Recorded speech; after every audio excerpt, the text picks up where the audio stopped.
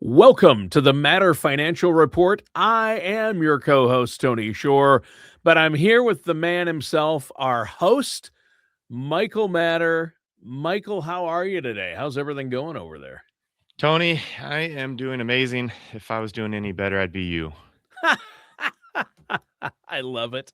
I love it. That's pretty good then. Actually, we listed my state. Yeah, You I'm not asked doing you. so well then. Yeah, you made the mistake of asking me how I was doing today, and I ticked them off all five: tired, mad, disgusted, hungry, and broke. Right?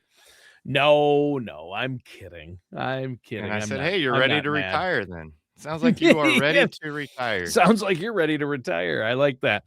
As a great financial planner and retirement planner would tell you, yes. But no, that does sound like I'm ready to retire. It's just been a long day. That's all. Just a little groggy, but excited for the show today because you always bring it, Michael. If there's one thing you do, you bring it to the show, and we have a lot of fun. I've been looking forward to the show all day. This is the highlight for me today, Okay. is the Matter Financial Report. So I know you've got a great topic, but first, seriously though, how have you been? Are you keeping busy?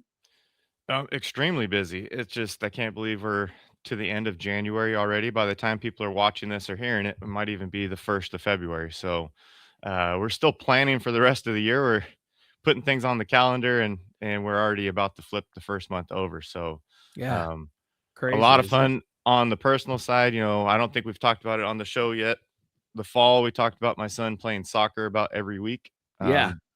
Basketball season has started, so Ah, it's a new adventure, and I'm coaching, so the stress level is increased by quite a you. bit So because now I'm your son is playing basketball, first year playing basketball. and he plays soccer as well, but his first year playing basketball. What grade is he in? He's in 1st grade. So I have Wait, 8 first graders. first grade playing basketball, huh? Yes, I bet that's interesting. And you're the coach? Are you the coach? the one and only coach, Oh my goodness. So how's and that going for you? it's a lot of fun. I think they tested my patience a little bit last practice because they didn't wanna participate and their minds were wandering, and we share a court with another team while we practice, and so it's very Oh, loud in the gym. It's a oh, very small gym. that's The tough. whistles are being blown on both sides. I'm blowing my whistle to tell them, "Hey, come guys, come over here. Let's refocus. Let's not worry about what they're doing on that side of the court." First graders, I love it. And first graders trying to play basketball. That's a whole other level of craziness. To me, it sounds like what you're doing is herding cats. I mean, It's, we've all heard that phrase, but it sounds like you're herding cats. I think you could compare it to that. I think that'd I'll be a never fair comparison. Yeah, I'll never forget when my oldest daughter, when she was really young, like the first available age she could try softball or baseball, softball, I believe it was. And we went out there and I was helping the coach. The coach needed some help. So I wasn't the coach, but I was out there just helping, whatever. I mean, at that age, I'm not Mr. Softball or baseball player. But I remember looking in the outfield and my daughter and another girl are together on their backs making like snow angels, but in the grass, just doing that. Well, the other team's up to bat. And I'm like, okay. And then they all run out in practice. They all run out together and start talking. And they're in a group. All the girls are in a group. It's a girls' softball team. And they're just talking and laughing. And I'm like, we're like, no, you got to line up. We're going to play a game here. Right? Michael, you froze. Sorry.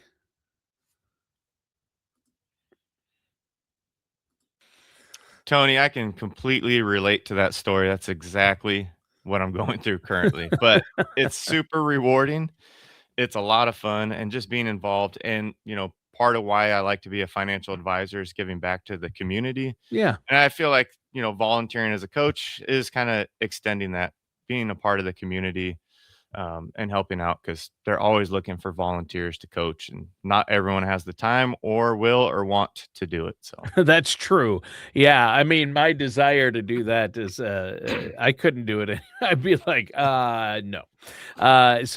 And you're right. Actually, that's a serious crisis. I just read an article about that, how on every level, even high school on down, they have a problem finding coaches and finding referees. Um, did you hear that's about this story out of Arizona last week? I think it was flag football. It was like 100 parents got into a brawl. Yes, I saw that. I saw So that. I've never understood. I've gone to my nieces and nephew games at all the different levels. I've never understood the competitive aspect of 8-year-olds parents yelling at the umpires or getting into it when the kid's 8 years old, and the game means to me, it's like, let's just build up their character. Let's Yeah, build their skills so that maybe in high school or college, they're ready to play a game that, you matters a little bit more. But at 8 yeah. years old or 10 years old, these parents are living and dying by the game. I've never understood it, but It 100 sets a parents brawling, horrible it's yeah, it crazy. sets a horrible example for the kids, number 1. Mhm. It's the opposite of what you wanna have happen, and you need to be the adults. I mean, it is unbelievable. Although I did once almost get up and throw you bring the folding chair to the side of the soccer field. I always joke to my wife, "I'm gonna throw the next time that ref I'm throwing my chair into the field." Well, I was "Come sitting on, at a Little ref." League game, with my sister. Her son was playing, and the umpire was, admittedly very bad. But I was, who cares? He's volunteering his time. Are you really Yeah. gonna get upset? And she Yeah, goes, "No, come he's on. not volunteering. They're getting paid." So, well, okay, Oh, then we can maybe voice a little concern over the yes, strike zone. yeah, if it's a paid person, you can voice some concern, but not during the game, not in front of the Yeah, kids. Just, right. keep it to yourself, pull them aside later and say, "Hey, there were some really concerning calls there, not just against my kids, but others," and Right. be unbiased. Say, "Hey, are they making bad calls against the other team?" But, Oh, yeah. yeah, if you're focused on bad calls, you're not focused on the right thing. Yeah. I say that, but that does not apply right now to Buffalo Bills fans, just to get that out there. They have a right to be angry with the Yeah. officials, I Yep. think. So, what are we talking about? We're talking about 5 pillars, and we better get No, into it we're talking because about youth sports today, Tony. We're not youth talking about, no. youth Okay. sport. Yes, no, we are going to talk about the 5 pillars of retirement planning. There's a Kiplinger article titled "The 5 Pillars of Retirement Planning from a Financial Planner." So yes, we do have a topic about finances today that we'll get to. Excellent, excellent. And what are the 5 pillars? The 5 pillars, and you're going to keep me on task today. We're going to get to all 5. The 5 pillars are tax planning, investment planning, income planning, healthcare planning, and estate/purpose planning. Yes. Yes, and I think they probably all work best when you coordinate them together, which is, what you do for your clients and the people you work with, the families and friends you work with and help with their finances. So, 5 pillars for retirement and retirement planning, these are important. So, let's get into it. I know, there's an article that we're gonna be referencing as well, right? Yeah, it's the Kiplinger article titled "The 5 Pillars of Retirement Planning from a Financial Planner." Hey, that's you. You're a financial planner, a That's me. I financial didn't write the advisor. article, but I really like this article because it really highlights the way that I work with my clients. And I think they Good. put it in a pretty succinct way. So hopefully Okay. I can uh, get that across through our podcast today. So the Yeah. very first pillar, we talk about this a lot, tax planning. Yes. So what's our favorite thing to talk about when we talk about 401ks, Tony? Taxes, Roth 401ks, tax deferral And it's a shared account with with the Uncle government, Sam. right? Yep, Uncle yep. Sam is a part owner of that account. So It's a if joint account with Uncle Sam. Yep, and, 20 to 30% of it, at least right now, is gonna be Uncle Sam's. So you have to view your 401k that way. exactly. So we need to put a plan together. And I think a lot of people get really confused if they're going to try to do this on their own, what a Roth conversion plan looks like or what just tax planning is. So a lot of clients come in, the first appointment, they bring up, well, should I be doing a Roth conversion? Or, I already started to do 10% annually or 20%.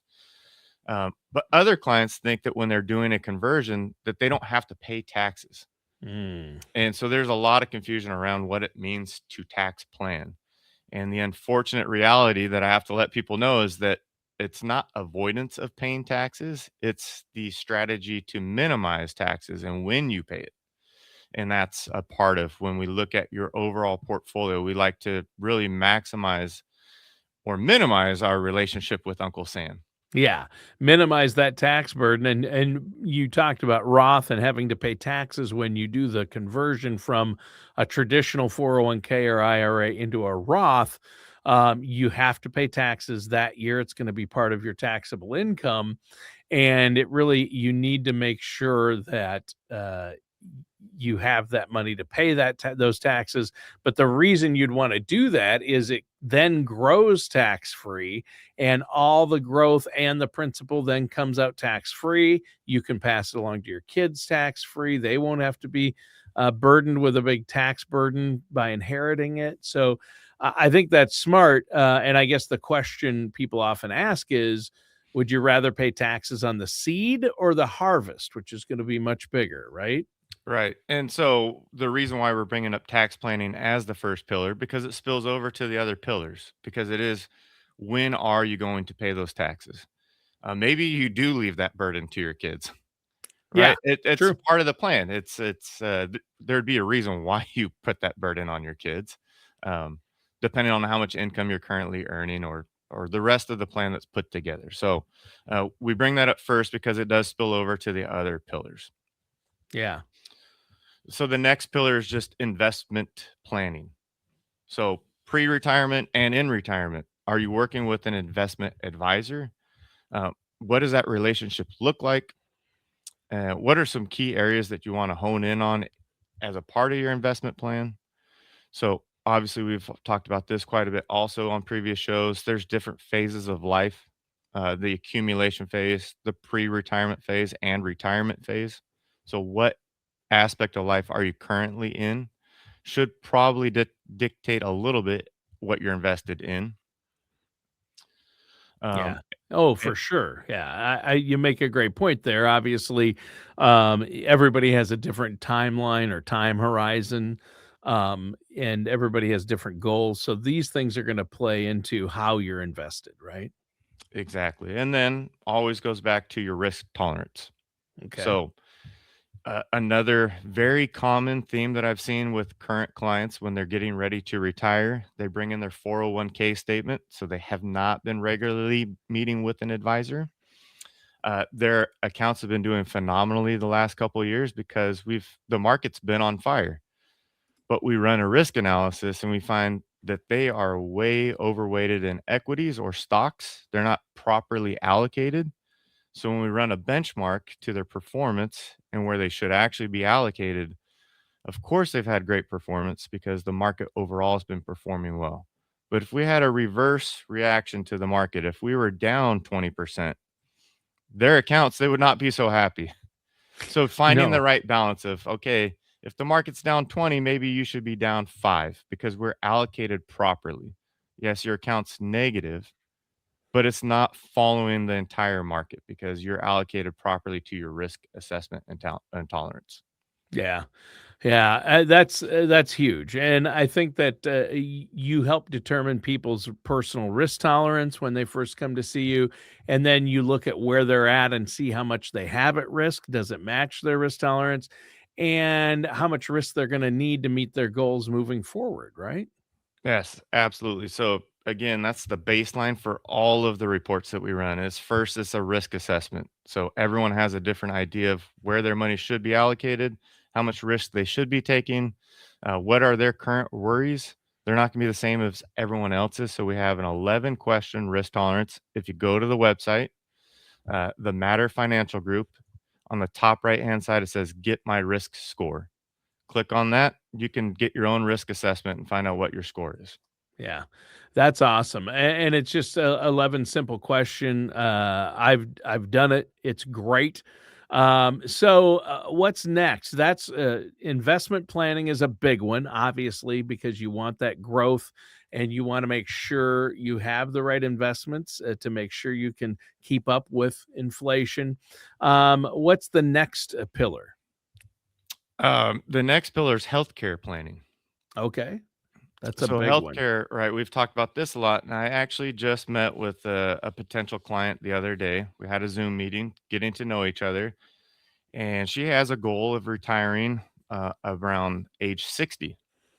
And she's done a pretty good job at saving currently, and has a good understanding of what her finances are, what her income goals are going to be in retirement. But she came across a stumbling block of, what is my healthcare going to cost if I'm no longer on my employer's plan at age 60? And so reality struck that she has a 5-year gap before she can enroll with Medicare. She's going to have to self insure for 5 years. And she realized that's probably a bigger gap than she realized, especially with the changes in healthcare that we've been seeing the last couple of years. Um, it just keeps increasing dramatically. So she came to the realization on her own, and I probably affirmed it for her, that it might make sense to delay retirement if she can. Yeah. Yeah, and so sometimes you do, working a year or two longer can make all the difference in the world. It just depends. Some people come in thinking they're going to have to work until 67 or 70, and they come in when they're 64, and you look at where they're at and say, you could retire tomorrow. It just Right. depends on their situation and how much you've saved and a lot of other factors. So, and that's where income planning, one of the big pillars, comes in. So, investment planning, income planning, tax planning, and now healthcare planning. Those are four of the major pillars right there. And healthcare is going to be one of the biggest expenses, though, people have in retirement, isn't it? Absolutely. I think a married couple, we've said this on a previous show, and I'll just give an estimation of what that is because I don't have the number in front of me, Tony, but it was over $300,000 for a married couple. The expected healthcare cost for a married couple in retirement. Yeah. And you already mentioned, we skipped over income planning. I want to talk about healthcare first because this is Okay. a topic that I covered with the client just recently, but it bleeds into income planning. So Okay. she realized, as we were starting to talk about, what is your income comfort level going to be in retirement? Where are your sources of income currently coming from? And then in retirement, is there going to be a gap if you do have a pension or if you have social security that's coming in? Is there a gap that we have to fill from your investments that you've been saving for the last 35 years in the workforce? Um, let's put a plan together to make sure that we don't run out of money. Yeah. Yeah, and that this is the tricky part. This is the tough part. This is where you really are valuable to the people you work with, Michael, because people are used to taking their income and turning it into a savings. And we get really good at that accumulation phase during our working years. Yeah, I'm putting in 10, 15, 20% into my retirement accounts. Out of my check, it goes right in there. I've been diligent, and my wife and I, we're diligent about saving for retirement. But then retirement comes, and they're like, "Okay, we've got this lump sum. How do we turn it into an income? And how do we know it's going to be enough to last as long as we do?" Those are the questions, and that's where you can make really costly mistakes, isn't it? Absolutely. And to piggyback just off that thought, the people that have been diligently saving, they do an amazing job of accumulating. They really hate to see money go the other direction. They've loved to watch their accounts grow and build over time because they're great at saving. They're really responsible. And those are the clients that have a really hard time of letting go and actually spending money on themselves and actually enjoying retirement. So, again, putting a plan together for the people on both ends of the spectrum, the people that really need to find out the very last dollar that they're going to have in their account will help supplement their retirement, as opposed to the person on the very other end of the spectrum that has so much money, they're worried about creating too much income in retirement. They don't want to see their account values go down. They have other plans, legacy planning, which we'll get into next. A report really just puts peace of mind to both sides of the spectrum of knowing exactly when and where your money is being spent. Yeah. Yeah, that's huge. And that's big, knowing where and when your money's being spent. And sometimes it's not even as much about how much you have saved up, but where it's at and when you need it, right? Right. And the report that we use, it's called a compass report, Tony. It shows every single account that you have, the current amount, the expected rate of growth that we're expecting from each account, and the tax qualification for it. So then it highlights when and how much we would take from each account year by year to show you that you're going to meet your goals. We're not going to run out of money. And then at some point, we do pass away. So we usually have a life expectancy for this report to age 95 or 100. And at the end, how much are we left with to leave to the next generation? Um, Yeah. so we hope that it's a positive number. If it's not, then we go back to the drawing board and we reassess our goals or retirement age. There you go. Well, isn't that our next pillar, the fifth and final pillar? You said how much we're going to leave the next generation. That's a perfect segue Yes, into the fifth pillar, which I believe at the beginning of the show you said is estate planning. exactly. Estate, what did they call it? They said estate and purpose planning. So I Purpose get the planning. right. I get the reason why they say estate or purpose, because if you don't have a A next family. generation or a family to leave anything behind, you probably still have a purpose of You where you'd still have want a that money. legacy. Yeah, you still have Yes. a legacy and you still have an estate and you still Yes. need to plan for it. So it really is still estate planning, but people now equate estate planning with leaving money behind to my loved ones. You might want to leave it behind to a charity. Um, you might be one of those people who says, I want to bounce my last check. I want to Right. die with $0. I Not love a working with those realistic people. goal. Not a realistic goal. You've probably run into a couple people who've told you that. I'll bounce my last check. Yeah, and I said, "Well, let's put a plan together and let's make sure that happens," because I really enjoy when people have the understanding that, yes, I saved this money so I can enjoy it later in life. I love working with those people because most advisors, I have to say, it kind of gives our industry a bad name sometimes. The advisors will advise their clients not to spend their money. And Right. we've talked about this before. You have a Yes. personal relationship where this has happened. Yes. Because unfortunately, the advisor, even though we're fiduciaries, some of them still work on behalf of themselves. Yeah. And if they're working on a fee-based account where the assets that they have under their management, the more they have, the more they make. And if money's going out the door, they have an incentive to tell you not to spend it. But Tony, I'm looking for creative ways to add to my business in the future that will help my clients spend their money, Yeah. like partnering with travel agencies or um, local businesses where people, restaurants where we can go out, enjoy what you've worked for your entire life. Yeah. But Yeah, and a lot of people do struggle with that. They've saved all their lives, and even if they have enough and you tell them, "No, this is our plan, you're gonna have enough, you can take this trip." Um, a lot of people need to get over that hurdle. Now, some people have the opposite problem. They're going to have to be more frugal. You might be on everyone in retirement's basically on a fixed income. You do have some growth hopefully coming in, but not everyone has the luxury of being able to live just off the growth and maintain the principal. But it's okay to spend down some of that principal to actually enjoy retirement. It's a third of your life. It's not the end. You can't look at retirement as the end. It's a new beginning, and it's 20, 30 years for many people. So and you want to, in your go-go years of retirement, when you're still relatively young and healthy, when you first retire, you want to get out and do those things. You have a bucket list item. You want to go, I've never been to Europe, or I've never been overseas, or I want to buy an RV and travel the country. Have goals like that, but run them through your financial advisor first. That's the key, isn't it? right, and we go back to that compass report and we look at each account and the tax qualification for the account. And if you say I need a large chunk of money, will work with me. We'll get that amount of money out of the accounts tax efficiently for you, so we can maximize the amount that we're taking out and protect your future moving forward.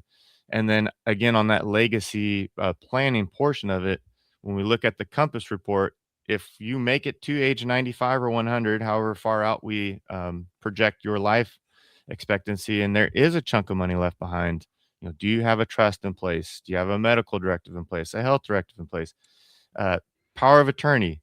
all of those things that are going to protect your legacy and make sure that you pass the assets to who you want to pass them to. And if that's really important to you, a lot of people take out more money than they need. They say they have an income goal of 140,000. They spend 70. Well, if they took out the other 70, Tony, where's it going? Right back into a savings account or Yeah. somewhere. So there's usually a pretty healthy amount left behind with other assets as well. So just crafting a plan, making sure that your goals are met. But it's not going to happen if you just sit on your couch and hope and pray. You Yeah. got to craft something and put something together, a plan. Yeah, have to have a plan, and that's where you come in, and the people there at the Matter Financial Group. So, Michael, before we go, let our listeners know how they can get a hold of you if they have questions about anything we talked about today, or any aspect of their financial lives, or how to get a retirement plan in place before they get there, or if they're in retirement and need a second opinion. How can they set up that no charge, no obligation consultation? Sure. Give us a call, 916-469-9016. We'd be happy to put you on the calendar. Just tell Kate or myself, whoever picks up the phone, that, hey, we heard you on the podcast or we saw you on YouTube, and we'd love to just have that introductory meeting. We can do it in person or over Zoom. If you go to the website, the Matter Financial Group, you can scroll to the bottom of the page and there's a Calendly link that you can book an appointment yourself. It'll show you the available times. Just click on the time that works for you and set up a phone call, an in-person visit, or a Zoom. All right. Well, that sounds great, Michael. And I really appreciate all the great information today. Listeners and viewers, thanks for tuning in. This has been another great episode. Again, Michael, thanks for having me on your show. And that does it for today's episode of the Matter Financial Report with our host, Michael Matter.